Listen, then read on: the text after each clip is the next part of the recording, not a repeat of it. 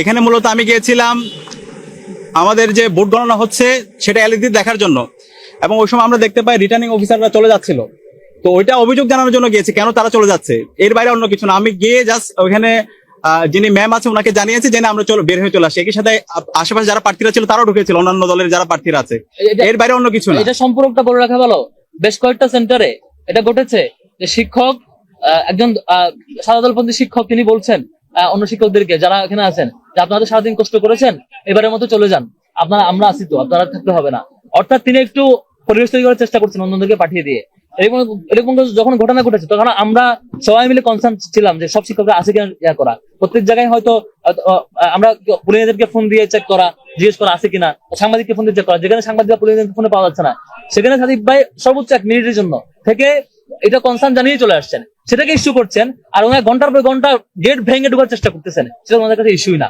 আর BC স্যারের সামনে টেবিলের চাপড়ে হুমকি দিয়ে কথা বলতেছেন, এটা ইস্যু না। শিক্ষকদেরকে হুমকি দিয়ে এক প্রকার মনে হচ্ছে ব্যালট বক্স চিন্তা করে মনে হয় রেজাল্ট ওনারা দিয়ে দিতে যাচ্ছেন। এরকম অ্যাপ্রোচ ওনাদের কাছে প্রবলেমেটিক না।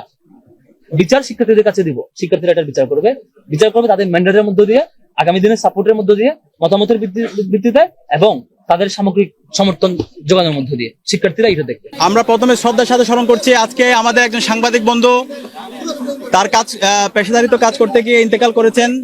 ইন্না লিল্লাহি ওয়া ইন্না ইলাইহি রাজিউন। আমরা আল্লাহর কাছে দোয়া করছি আমাদের এই সাংবাদিক বন্ধুকে আল্লাহ তাআলা জান্নাতুল ফেরদৌসের মেহমান হিসেবে কবুল করুক, আল্লাহুম্মা আমিন।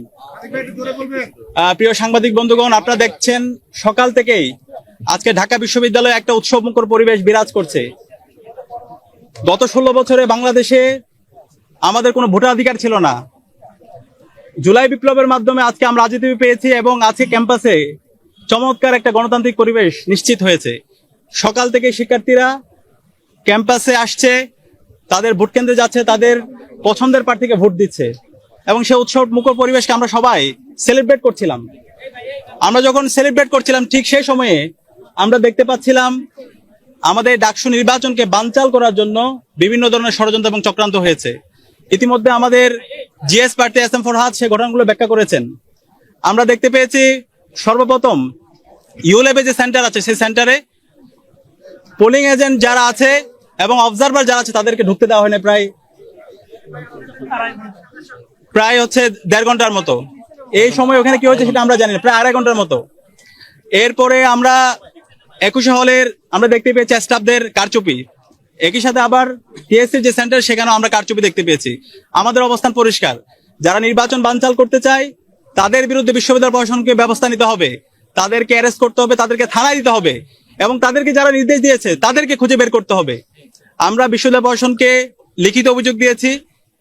বিশ্ববিদ্যালয় প্রশাসন আমরা অনুরোধ করব দ্রুত সময়ের মধ্যে এই নির্বাচন বানচালের সাথে যারা জড়িত আছে তাদের সবার বিরুদ্ধে যেন দৃষ্টান্তমূলক বিচারের আওতায় নিয়ে আসা হয়।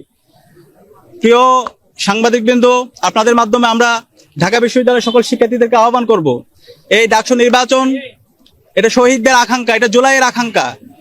এই ডাকসু নির্বাচন সফল করা সেটা আমাদের সবার একান্ত দায়িত্ব। নির্বাচন বানচাল করার জন্য যারা চেষ্টা করছে তাদের বিরুদ্ধে আমাদের ঐক্যবদ্ধভাবে রুখে দিতে হবে। আমরা দেখতে পাচ্ছি আমাদের যাদেরকে আমরা বন্ধুপতি মনে করি, আমরা যারা জুলাই সহযোদ্ধা ছিলাম, তারা আজকে এই নির্বাচনকে বানচাল করার জন্য একটা পক্ষ বিভিন্নভাবে ষড়যন্ত্র এবং চক্রান্ত করছে। সে জায়গায় আমাদেরকে দায়িত্বশীল আচরণ করতে হবে। যারা এই ধরনের ষড়যন্ত্র এবং চক্রান্ত করছেন আপনাদেরকে হুঁশিয়ার করতে চাই, এই ঢাকা বিশ্ববিদ্যালয়ের শিক্ষার্থীরা জুলাই বিপ্লব এই ঢাকা বিশ্ববিদ্যালয় থেকে শুরু করেছিল এবং খুনি হাসিনার পতন করেছিল। যারা আবার এই ঢাকা বিশ্ববিদ্যালয়ে অস্থিতিশীল করার চেষ্টা করবে, যারা ঢাকা বিশ্ববিদ্যালয়ে ডাকসু নির্বাচনকে বানচাল করার চেষ্টা করবে, তাদের পরিণতি খুনি হাসিনা এবং ছাত্রলীগের চাইতে খারাপ পরিণতি হবে। আমি অনুরোধ করবো সবাইকে দায়িত্বশীল আচরণ করার জন্য। এই নির্বাচনে হার অথবা জিতের কিছু নেই। আমরা সবাই জুলাই সহযোদ্ধা ছিলাম, আমরা সবাই একসাথে আন্দোলন করেছি। এই আন্দোলনে আমরা সবাই প্রত্যেকের পরিচয় ভুলে গিয়ে কমন গোল নিয়ে ফ্যাসিবাদের বিরুদ্ধে আন্দোলন করে আজকে দেশে আজাদি এনেছি। এখন এই জুলাই বিপ্লব পরবর্তী আমরা যদি সবার ঢাকা বিশ্ববিদ্যালয় নির্মাণ করতে চাই, সবাইকে একসাথে কাজ করতে হবে। এক্ষেত্রে শিক্ষার্থীরা আমাদের যাকেই বেছে নেবে আমরা তাকেই মেনে নিব, কিন্তু শিক্ষার্থীদের উপর যদি আমরা আমাদের জোরপূর্বক কোনো কিছু চাপে দিতে চাই তাহলে এটা হিতের বিপরীত হবে। শিক্ষার্থীরা তাদের ম্যান্ডেট পেয়ে যাদেরকে প্রতিনিধি হিসেবে নির্বাচন করবে আমরা তাদেরকে মেনে নেব। আমরা আশা করব যারা বিভিন্ন ধরনের অস্থিতিশীল করার চেষ্টা করছেন, ষড়যন্ত্র এবং চক্রান্ত করছেন, আপনারা এই সমস্ত ষড়যন্ত্র এবং চক্রান্ত থেকে বেরিয়ে আসুন। শিক্ষার্থীদের যে ম্যান্ডেট, সেই ম্যান্ডেটকে আপনারা মেনে নিন এবং নির্বাচন কমিশনকে অনুরোধ করব, এখন পর্যন্ত যে অভিযোগগুলো আমরা দিয়েছি সেই অভিযোগগুলো আপনারা ব্যবস্থা গ্রহণ করুন। আমরা শুরু থেকে আমাদের অবস্থান পরিষ্কার, আমরা সবাইকে অনুরোধ করেছি দায়িত্বশীল আচরণ করার জন্য। তো সবকিছুই সবার কাছে পরিষ্কার, প্রত্যেকটা সেন্টারে সিসিটিভি আছে এবং শিক্ষার্থীরা তাদের মতামত ব্যক্ত করেছে। এখন যারা নির্বাচনকে বানচাল করার জন্য বিভিন্ন ধরনের ষড়যন্ত্র এবং চক্রান্ত করছে তাদের বিরুদ্ধে আমাদের ঐক্যবদ্ধভাবে শিক্ষার্থীরা তাদের বিরুদ্ধে অবস্থান নেবে। আর আমরা দেখতে পাচ্ছি শিক্ষার্থীরা ইতিমধ্যে ছাত্র দলের যে আমাদের শিক্ষকদের সাথে যে আচরণ, তারা যে মব ক্রিয়েট করেছে সেটাকে নিন্দা জানিয়েছে। সুতরাং তারা যদি এই ধরনের পেশক্তি প্রদর্শন করতে চায়, আমরা মনে করি জুলাই পরবর্তী প্রজন্ম এই পেশক্তিকে আমরা মেনে নিব না। আচ্ছা, এখানে আরেকটা বিষয়, আমার ব্যাপারে একটা অভিযোগ তারা আনার চেষ্টা করেছে, ঢাকা বিশ্ববিদ্যালয় ক্লাবে ভোট গণনার সময় প্রবেশ করা। এখানে মূলত আমি গিয়েছিলাম আমাদের যে ভোট গণনা হচ্ছে সেটা এলইডি দেখার জন্য, এবং ওই সময় আমরা দেখতে পাই রিটার্নিং অফিসাররা চলে যাচ্ছিল। তো ওইটা অভিযোগ জানানোর জন্য গিয়েছি, কেন তারা চলে যাচ্ছে, এর বাইরে অন্য কিছু না। আমি গিয়ে জাস্ট ওইখানে যিনি ম্যাম আছে ওনাকে জানিয়েছি যে আমরা বের হয়ে চলে আসি। একই সাথে আশেপাশে যারা প্রার্থীরা ছিল তারাও ঢুকেছিল, অন্যান্য দলের যারা প্রার্থীরা আছে, এর বাইরে অন্য কিছু না। এটা সম্পর্কটা বলে রাখা ভালো। বেশ কয়েকটা সেন্টারে এটা ঘটেছে যে শিক্ষক, একজন সাদাদলপন্থী শিক্ষক, তিনি বলছেন অন্য শিক্ষকদেরকে যারা এখানে আছেন যে আপনারা সারাদিন কষ্ট করেছেন, এবারের মতো চলে যান, আমরা আছি তো, আপনারা থাকতে হবে না। অর্থাৎ তিনি একটু পরিবেশ তৈরি করার চেষ্টা করছেন অন্যদেরকে পাঠিয়ে দিয়ে। এরকম যখন ঘটনা ঘটেছে তখন আমরা সবাই মিলে কনসার্ন ছিলাম যে সব শিক্ষকরা আছে কিনা ইয়া করা। প্রত্যেক জায়গায় হয়তো আমরা পুলিশদেরকে ফোন দিয়ে চেক করা, জিজ্ঞেস করা আছে কিনা, সাংবাদিককে ফোন দিয়ে চেক করা। যেখানে সাংবাদিকরা পুলিশদের ফোনে পাওয়া যাচ্ছে না, সেখানে সাদিক ভাই সর্বোচ্চ 1 মিনিটের জন্য থেকে এটা কনসার্ন জানিয়ে চলে আসছেন, সেটাকে ইস্যু করছেন।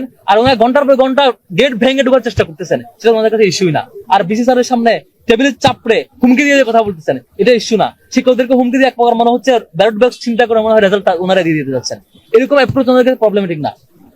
বিচার শিক্ষার্থীদের কাছে দিব, শিক্ষার্থীরা এটার বিচার করবে তাদের ম্যান্ডেটের মধ্য দিয়ে, আগামী দিনের সাপোর্টের মধ্য দিয়ে, মতামতের ভিত্তিতে এবং তাদের সামগ্রিক সমর্থন যোগানোর মধ্য দিয়ে। শিক্ষার্থীরা এটা দেখবে।